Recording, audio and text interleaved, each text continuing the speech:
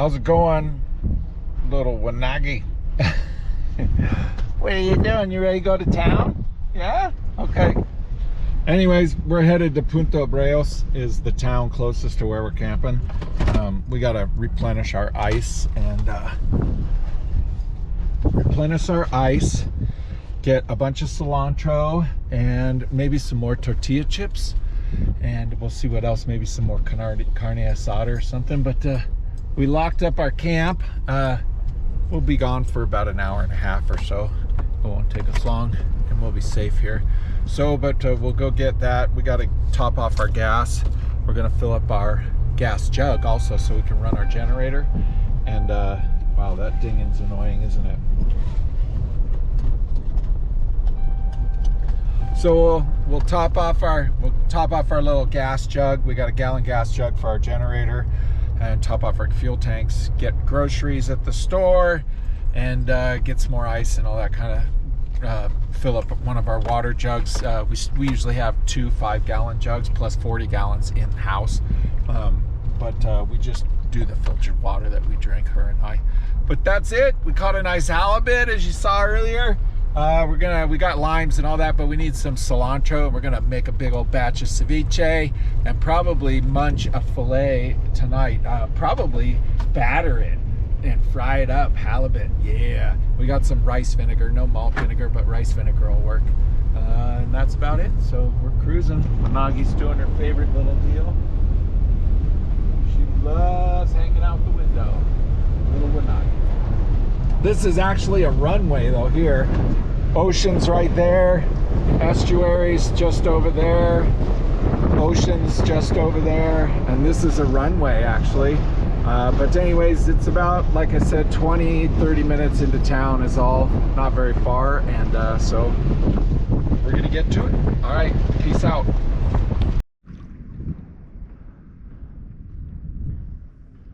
How's it going? Check out Wanagi. She's ported up on the front deck here. She loves paddleboarding. So I just figured the wind is blowing out here, but it hasn't really started yet. Today it'll switch directions and be blowing towards the camper back that way. It's actually coming off the ocean, which is out there this way. And so, but all the tide's in, so the flats are covered. But as you can see, I don't know if you can see, geez, it's only probably waist deep, maybe 3 feet, 2 knee deep to waist deep on a lot of this, except in the channels are actually deeper. But we're just kind of gonna go cruising and checking out the wildlife. There should be a lot of cool fish swimming around the flats. Predators, oh yeah, there goes one. And we'll do this maybe one of these days. The tides are coming. What's happening is we got a tide that comes at about maybe 3 or 4 in the morning. I think it has been 3 or 4 in the morning at this point. And then we have another tide that's about maybe about 2:30, 3 o'clock is the low tide, about 3 o'clock now.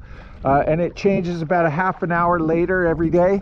And then the night tide, the one that's early in the morning, again is a half an hour towards wow, that was a nice fish, a half an hour towards sunrise every day earlier. So yeah, we're just kind of waiting for those tides to line up. In the mornings will be the best tide.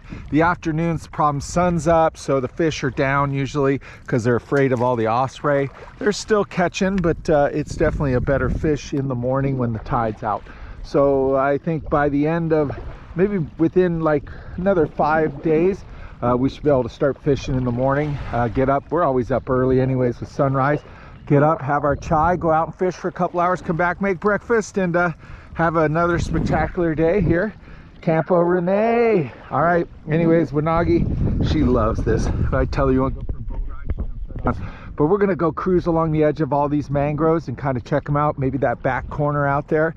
We've never been back in there, but with this water up, it should be pretty cool. So if we see a bunch of fish, maybe tomorrow we'll get up early, and as the tide's coming in, we'll start heading across and get in back of those mangroves back in there and catch some of those fish coming back in there to eat the crabs and whatever else they find. So cool, enough talking.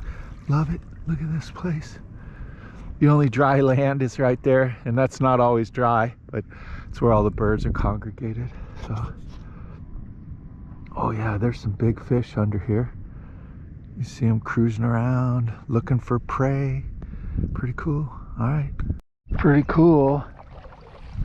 Just back in the mangroves, cruising with Wanagi. Yeah.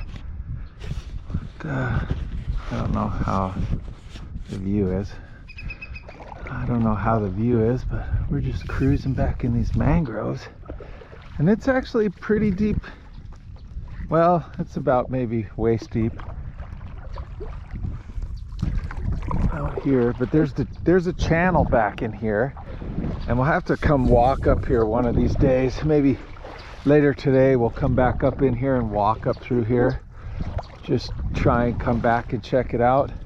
I know there's a small channel in here, but there may be some deep holes where some of the bigger fish, like right there, you can tell there's a deep hole right there just by the Keller. And then along these mangroves here, let's go, we'll see how deep it is.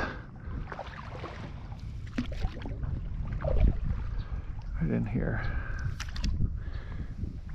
Oh yeah, it's pretty deep. Oh yeah, it's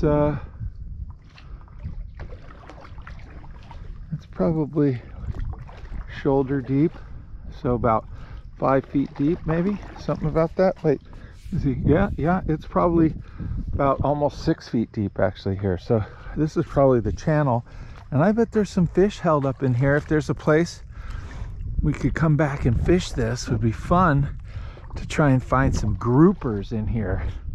Would be rad, that are just, they stay up in here when the water's low and just hide up under the mangroves, and when that water drops, there's a whole sandbar in here.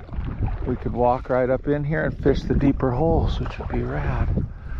Because there's definitely, look, you can see ahead of us, you can see all the activity on the water. Those small bait fish swim up in here and hide in the mangroves too. So the predators for sure follow them up in here. But pretty rad. Pretty rad. Mexico mangroves. Oh, and there's a sandbar right there. I can see the fish moving all across there. That'll be the dry side. Right on. All right, well, we're gonna just keep cruising. If we see something cool, we'll turn on the camera. There's something cool on the front of the paddleboard. That's a Wanagi right there. So there's a ton of bait fish in here, and then there's some big fish moving around, swacking, just munching on the bait fish. And then the way this mangrove is grown up over the water edge, there's definitely some huge holes back in here. So I'm guessing when the tide goes out, those holes hold all the big fish, or at least some. And so we're definitely gonna have to come back in here and really try this out. We'll figure it out, but I mean, this just keeps going and going, and there is definitely bait fish in here. Look at that, all those Corvina on the flats. Did you see that? So if there's Corvina in here, there's Corvina. I bet there's some groupers. Who knows what else is in here? It's definitely going to be a fight though, because these mangroves are so close, they'll pull you right in the mangroves and break you off. But you can see the roots of the mangroves here. They go down and under the water, which is what you want. It gives those fish cover. This just keeps going. It's just a lagoon back in here. How awesome. Pretty freaking cool. I don't think I'll bring Wanagi back in here though. There's a lot of coyotes and stuff, and if she went out into those mangroves, she could end up getting lost or caught up in there. Her harness or something get hooked up, and we don't want that to happen. So we'll have to do a solo adventure in here. Bring the 8-weight. This would be a great place too if it's windy, because you don't have to cast far. Oh yeah, there's tons of fish in here. Every time I come across one of these shallow areas, look at that. Oh yeah, there's some piggies in here. And then these holes are just huge, deep holes. So there's fish in here all the time. Oh yeah. And they don't get fish too. They don't get cast to, I should say, or whatever, much. So, well, this might be, is this the end? Maybe? I don't know, let's see. The big secret glory fishing hole at the end. But there's definitely some huge holes in here. Oh, it still keeps going a little bit. Just keep checking it out. Getting narrower and narrower. Narrower and narrower. As we get in here, you can see. But it just keeps going. I mean, it could widen back up, I suppose. But it just snakes on through here. Oh yeah, look at that. There's definitely fish getting chased in here. I'm liking it. This is rad. Pretty cool.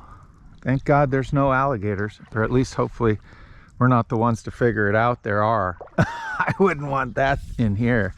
You'd be screwed pretty quick. Well, Wanagi would be. I'd get out of here. She might be the bait. Anyways. Wow, this really keeps going. It's rad. Yeah, I'm seeing bait fish running around getting chased, so for sure. You can see, but up in the air here, there's 2 osprey, and that's what they're doing. They're hunting these flats for fish. I've seen these things flying with like 18, 20-inch fish in their talons. They're amazing hunters. They really make use of this estuary for their food and raise their young in nests. Over here, kind of where we're camped, basically, is where a lot of the nests are for the osprey. But they're all hunters. There's one just went in. Did he get something? Usually you can see it if they have one in their talons. Oh yeah, they're hunting. Pretty cool.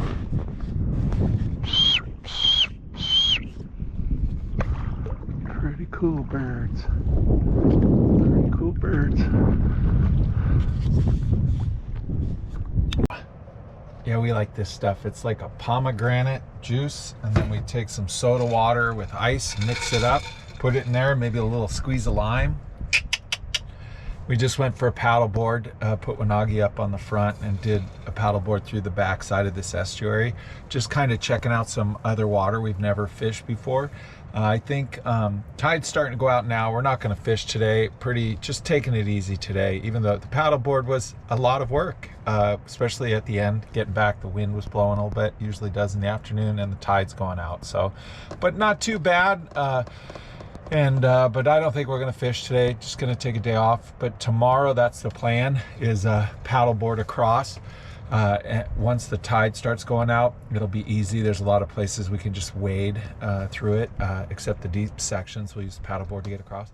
And then the tide will leave a huge sandbars. And on the back side of where we usually fish is more mangroves, but it's the place where we fish now got hammered by the hurricane. So the mangroves, there's still fish in there and stuff, but the groupers I think are going to be on that back side over there because it's much more rooty and mangrovey in there, a lot deeper slot kind of channel. This thing has got a little filled in with sand by the hurricane. Not bad, it's still fishing great, but I think we're going to try our luck tomorrow over on the other side. But I think what we're going to do right now is make ceviche out of that halibut we caught yesterday. So first thing is we're going to cut up some limes, get our chunk of halibut out and chop that up into little bits and pieces. And then generally what we do is we just throw the fish in a Tupperware thing all chunked out and then cover it with lime juice, throw it back in our cooler for probably 30-45 minutes is all it takes. And then it's ready to go. But then we'll cut up some red onion, we'll cut up some fresh jalapeno, cut up some cilantro, cut up some tomatoes, and we'll mix that all together. And then once that fish is cured out by the lime juice, basically the lime juice cures the fish like a cold smoke essentially, and we'll mix that together and have some ceviche for a late afternoon lunch with some tostada, like basically corn tortilla tostada flat pieces, and you break them. And these ones are a little thicker, and they're Peralta. They're a Mexican brand, and they're really good, and they're kind of thicker, so they're easy to scoop that fish up with the chip. But anyways, cool. All right. Oh yeah, and then we always dash of Tapatio, a couple dashes in there, and maybe a couple dashes of this other, it's called salsa Hakil or something. But we always mix a little couple drops of that in there, gives that a little more peppery fire to the ceviche. All right, peace out. And some avocado. Don't forget the avocado. Here's our fresh halibut. It's one of the fillets we got. I have a much bigger piece that I'm going to actually batter, rice flour batter kind of thing, and fry it up tonight for dinner.